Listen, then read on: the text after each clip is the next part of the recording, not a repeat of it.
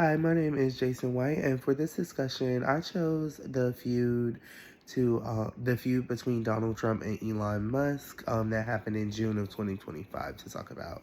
So I came across this example while I was reading an article online about the two of them going at it, and what immediately caught my attention was how quickly it spread across every single social media platform, across TikTok, across YouTube, Facebook, Snapchat, Instagram. It was everywhere.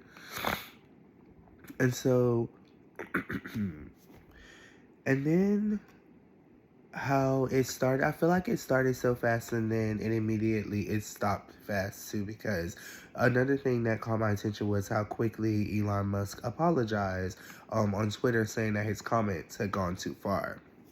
So I believe the intended audience was not only President Trump, but also the general public, investors, customers, and followers who were watching the situation unfold.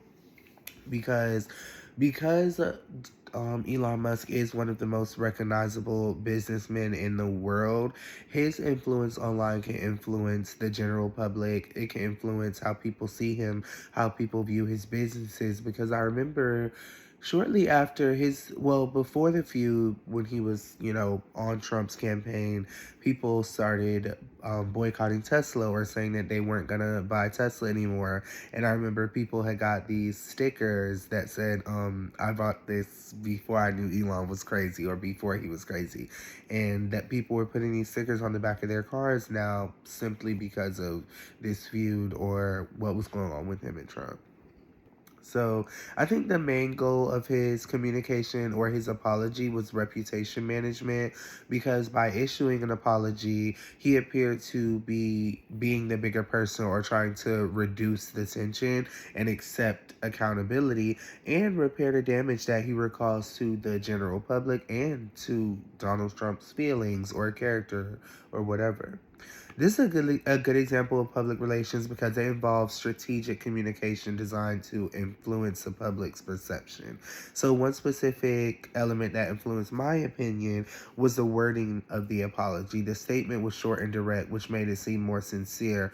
Rather than ignoring the controversy, he addressed it publicly. And he accepted that he played a role in them going at it, and he should have been the bigger person, and he shouldn't have done that. So overall, I think the communication was effective. The apology generated significant media coverage. Like, this was watched all over the globe, and shifted a part of the conversation away from the conflict itself and towards his willingness to acknowledge mistakes.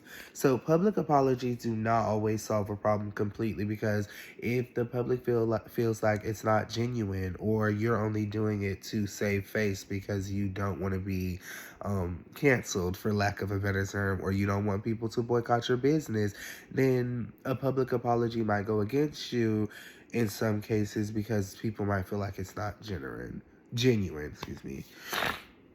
So although they don't help all the time and they don't just completely erase the situation, they can help like the public see that you're trying to accept accountability and start to rebuild your trust with the public, and that the public has with you.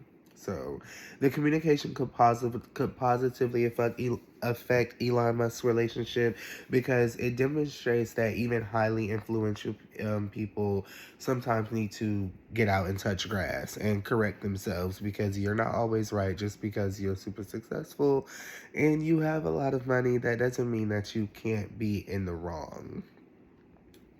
So, before this assignment, I assumed public relations was mostly about advertising, promoting products. Um, yes, so that's a little bit of what I thought it was about. I kind of had a general idea, like, okay, it's also about, because you have the word relations in there, and that has to do with relationships. So obviously, I knew it was about, you know, without knowing all the intricate details, I had a idea that it was about, like, dealing with relationships with the public, like whether you are a news anchor or you are a PR consultant, or you are just a PR, or you work in a PR firm. Obviously, I knew it had something to do with working with the public. So yeah, that's it. And thank you guys for listening.